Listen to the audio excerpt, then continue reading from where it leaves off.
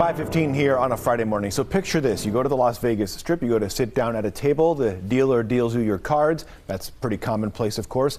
But in the 1950s, it wasn't a possibility for everyone. But a black dentist from the South fought and was successful at desegregating the Strip. Our Candace Charles shares the amazing story of James B. McMillan.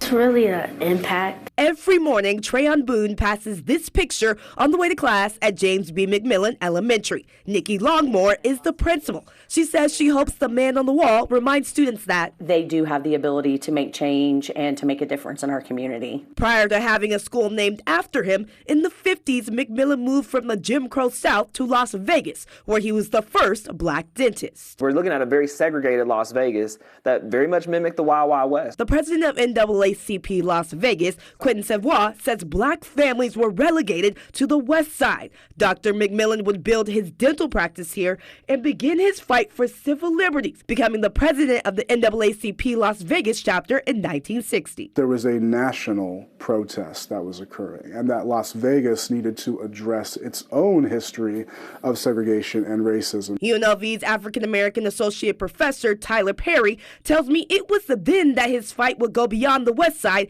to the Strip. In the 50s and 60s, blacks could only enter the Strip through the back of the house.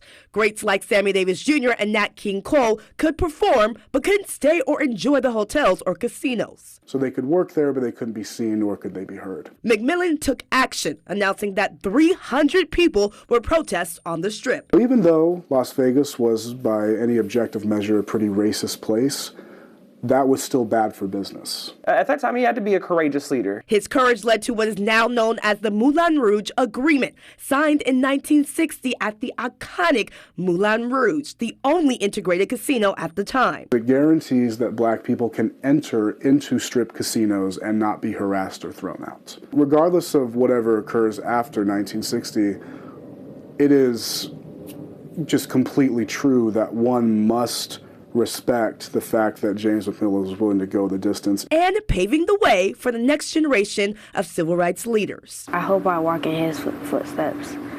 Candace Charles, 8 News Now. James B. McMillan fought against injustices in our community for the rest of his life. He helped create what would become the Urban Chamber of Commerce in Las Vegas. He passed away in 1999. He was 82 years old.